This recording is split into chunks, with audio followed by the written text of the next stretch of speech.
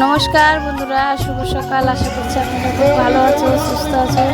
চলে এসেছি নতুন একটা ছোট্ট নিয়ে ব্লগ নিয়ে। তো 2 দিন ধরে ব্লগটা দিতে পারছি না, অসুবিধা ছিল বাড়িতে একটু। তো যে যেখান থেকে প্রথমবার ব্লগটা দেখছো তাদের যদি একটু ভালো লেগে থাকে অবশ্যই কমেন্ট করে জানাবা, সাবস্ক্রাইব করে দেবে, প্লিজ একটা লাইক করে দেবা। তো বন্ধুরা দেখো আজকে সকাল থেকে কী করছে তোমাদের সঙ্গে শেয়ার করব। তো দেখো চন্দ্রা এখনও শুয়ে আছে, উঠেনি ঘুমের থেকে। এতটা দুষ্ট হয়ে গেছে, রাত্রে ভরে জাগিয়ে থাকবে, বসে বসে এটা ওটা দেখবে, কার্টুন দেখা শিখে গেছে টিভিতে। সারাদিন মানুষ শুধু টিভিতে কার্টুনই দেখতে চায়। তো এখন রাত সকাল হয়ে গেছে, সব শুয়ে আছে। আমি সব কাজ কাম সেরে নিয়ে যে ডাক্তার বিরাজটা করার জন্য চলে এসেছি। তো দেখো এদিকে ঘুরে ঘুরে বিরাজটা করছে, আর দেখছি কোনটা আমগুলো নষ্ট হয়ে গেছে ওগুলো সব দেখে দেখে পড়ে যাচ্ছে। কত বড় বড় আমগুলো একলা একলা পড়ে যাচ্ছে। তারপরে এদিকে আবার আছে আমাদের এই যে গ্রামের পাশেই একটা কালী মন্দির আছে ব্রিজের নিচে, ওই জায়গাটা আজকে কালী পুজো হবে। বৈশাখ মাসের আমাবস্যাতে পুজোটা হয়। তো ওই উপলক্ষণে আজকে আমাদের এখানে সব গ্রামবাসীদের নিমন্ত্রণ দিয়েছে প্রসাদ খেয়ে আসার জন্য। তো আমরা বিকালের দিকে সবাই যাব, তোমরা ওই সঙ্গে থাকো। কীরকম লাগলো অবশ্যই কমেন্ট করে জানাবে। তো দেখো গাছে কত ফুল ফুটেছে, আর এদিকে গাছের আমগুলো কত বড় বড় হয়ে যাচ্ছে। তো তোমরা দেখতে পাচ্ছ আমাদের এটা কৃষ্ণপতি আম গাছ। তো বন্ধু আমগুলো খেতে খুবই সুন্দর লাগে, মিষ্টি আছে, আর খুবই ভালো আম গাছ আমগুলো। তোমরা সবাইকে বললাম এসিও। তারপর দেখো বন্ধুরা এদিকে আমি বিড়িটা আনতে বসে পড়েছি, মানে অল্প কটা পাতা ছিল, তো এই কটা পাতা কটা ছাড়িয়ে উঠবো এক চোটে। তো যে কারণে নালে এখন যদি এই পাতা কটা না ছাড়াই আর ছাড়াতে পারবো না, সময় লেগে যাবে মেলাটায়। তারপরে দুপুরবেলা রান্নাবাড়িটাও আছে, বা মুন্সিও তাড়াতাড়ি চলে আসে, ওর জন্যই সকাল সকাল বিড়ি কটা আগে বানতে বসে পড়েছি। তারপরে দেখো এদিকে চন্দ্রা শুভঙ্কর বসে বসে খেলাধুলা করছিল, 2 ভাই বোন। তো ওরা দুয়ারে বসেছিল, আমি দেখছিলাম ওদের, আমি নিচে বসে এদিকে বিড়িটা বানছিলাম। তো কুরকুরা কিনেছিল, তো চন্দ্রা কুরকুরাটা খাচ্ছিলো। তারপরে বিড়িটা রাখার পরে কলপারে কটা বাসন রাখা ছিল, আমি বললাম এক চোটে বাসন কটা মাজা ঘষাই করে নিই। তো অনেক অনেক দিদিভাইরা কমেন্ট করে, খুবই সুন্দর লাগে দিদিভাইরা, থ্যাংক ইউ তোমাদের ভিডিওটা দেখে কমেন্ট করার জন্য অনেক অনেক ধন্যবাদ। তো এইভাবে পাশে থেকে সাপোর্ট করে তোমাদের ভালোবাসা প্রেমে মেলাটা খুশি হয়ে গেছি। তা বন্ধুরা এখন আমার ব্লগটা তাও অত মানুষ কেউ দেখতে যাচ্ছে না, কিছুটা যদি প্রবলেম লাগে অবশ্যই কমেন্ট করে জানাবে।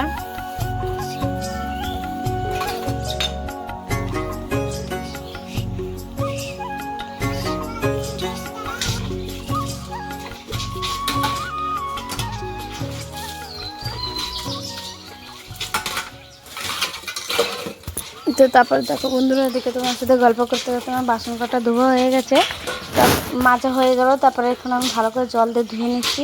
তো ধুয়ে টুয়ে এবার এদিকে বিড়ির পাতাটাও নিয়ে এসে রেখে দিয়েছিলাম, ওই পাতাগুলো ভিজিয়ে নেবো। ওই দেখতে পাচ্ছ লাল গাবলাতে বিড়ির পাতা রাখা আছে। তো বললাম আগে বাসন কটা ধুয়ে নিই, তা ওই জলে আবার বালতিতে একবারে জলটা ভরে নিয়েছি। তো আমাদের তো মোটরটা লাগাই নেই, তো এখন একটু একটু করে ভরতে হয়, খুব বিরক্ত লাগে বন্ধুরা জল টিপাটিপি করে ভরতে। আর যখন কাপড়গুলো কাচি আরও কষ্ট হয়। তো আর কী বলবো, যখন ছাদ মাঠ ঢালাই দেবো এখন আমরা মোটরটা বসিয়ে নেবো। তোমার দাদা ভাইকে বললাম এখন, তো বললো যে মোটরটা আগে বসিয়ে দেবো, এখন আর বসাতে টাইম পাবো না। তো দেখো বন্ধুরা এদিকে আমার পাতাটা প্রায় ভিজানো হয়ে গেছে, এখন আমি ভিজিয়ে রাখছি। খাওয়া দাওয়া রান্নাবাড়ি সব কমপ্লিট করার পরে চন্দ্রাকে ঘুমানাইয়ে বিকালের কাজ কামগুলো সেরে টেরে নিয়ে একবারে লাস্টের দিকে পাতাটা কাটতে বসবো। তো এখন আর গরমকালের দিন অতটা কষ্ট হয় না, শীতকালের দিন বন্ধুরা প্রচণ্ড কষ্ট হয়ে যেত। তো দেখো বন্ধুরা এদিকে পাতা মাথা ভিজিয়ে রেখে দেওয়ার পরে ভাতটা চাপিয়ে দিয়েছিলাম আমি। তো এদিকে আবার মাছের ঝোলটা রাঁধার জন্য আলুটা সব বানিয়ে নেব। তো আজকে বেশি কিছু করব না, যে কারণে যে বললাম যে তোমাদের যে এদিকে আমাদের পুজোর নিমন্ত্রণ আছে প্রসাদ খাওয়ার, তো ওই জায়গাটা যেতে হবে। তো সেই জন্য একবেলার জন্য অল্পই করে রান্না করব, সেজন্য মাছটা আজকে অল্পই রেখেছি। তো মাছের ঝোল করব, আর এদিকে শুধু পটলটা ভাজাই করব। তো আজকে দুপুরের রান্নাটা এই কটা জিনিসই অবশ্যই কমেন্ট করে জানাবা। আর দেখো বন্ধুরা আজকে মাছটা নিতে চাইনি, তাও দেখো আজকের মাছগুলো হেবি সুন্দর এসেছিলো। তো এই মাছটাই রেখে দিয়েছি। তো এদিকে কড়াইটা প্রচণ্ড গরম হয়ে গেছিলো। তো দেখো বন্ধুরা আমি এক এক করে সব মাছগুলো ছেড়ে দেবো। তো মাছটা ভালো করে ভাজা হয়ে গেলে তারপরে আলু মালু এগুলো জিরাটা সোমবার দিয়ে দেবো। তো এদিকে আবার কটা খাতা নিয়ে এসেছিলো, শুভঙ্কর খাওয়ার জন্য। তো এদিকে চন্দ্রাবি এসে কান্না করছিল, তো ওকে বি বললাম তুমি এখান থেকে নিয়ে নিয়ে খেয়ে নাও। তো দেখো বন্ধুরা আমার মাছটা ভাজা হয়ে গেছে, তারপরে যে আর পটলটা ভেজে নিচ্ছি। এখন পটলটা ভাজা হয়ে গেলে লাস্টেবেলা মাছের ঝোলটা ছেড়ে দেবো। তো দেখো আজকে কাঁচা লঙ্কা দিয়ে তরকারিটা করব, মানে প্রচণ্ড কাঁচা লঙ্কা ছিল রাখা, ওগুলো একদম লাল হয়ে গেছিলো। তো আমি এটা দিয়ে আজকে মাছের ঝোলটা রান্না করে নেবো। তো দেখো বন্ধুরা এদিকে একটা যে আলুটা ভালো করে ভাজা ভাজা করে নিয়েছি, তারপরে যে মাছের লঙ্কা বাটাটা দিয়ে দিলাম, একটু হলুদ নুন এগুলো সব পরিমতন দিয়ে নিয়েছি। তো এখন আমি একটু ঝোলটা দিয়ে দেবো, আলুটা ভালো করে নাড়াচাড়া করে নিয়েছি। তো এখন আমি ঝোলটা একটু ফুটিয়ে নিয়ে তারপরে মাছটা ছেড়ে দেবো। তো মাছের সেবার শেষের দিকে একটু জিরা আর একটু গরম মশলা বাটা ঘষা করে দেবো। তারপরে তরকারিটা নামানো হয়ে গেলে পূর্ণ হয়ে গেলে নামিয়ে নেব।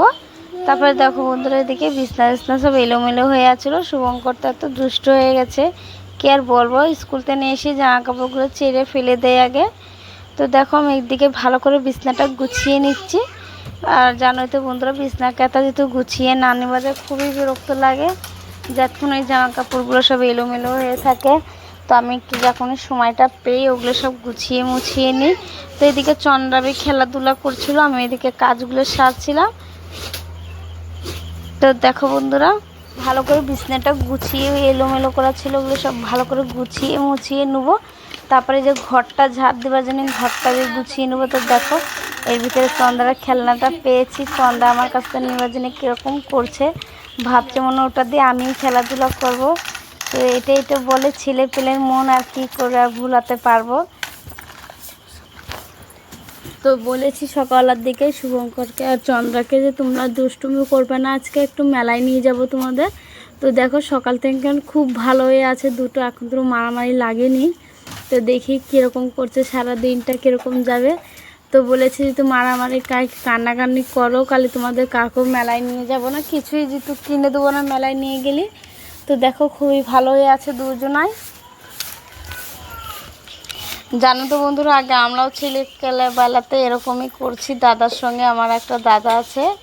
তো আমি আমার দাদা ভাই দুজনে মিলে এরকমই দুষ্টুমি করতাম। আমার থেকে আমার দাদা বড়, তো সেদিন আমি সব কিছু কান্না করতাম, তাহলে আমি পেয়ে যেতাম। আর দাদা একটু কান্না করতো না, তখন দাদা বড় ছিল এইদিকে, আবার এই জন্য সেদিনই দাদাকে কেউ কিছু দেয়নি। তো তার ভিতরে দেখো তোমার দাদা ভাইও চলে এসছে কাজের থেকে। তো দেখি এখন কাজ কামগুলো হয়ে গেছে, তো আমারও কাজ কামগুলো সারা হয়ে গেছে। এখন সবাই চান দান করে ভাতটা খেয়ে নেবো দুপুরের।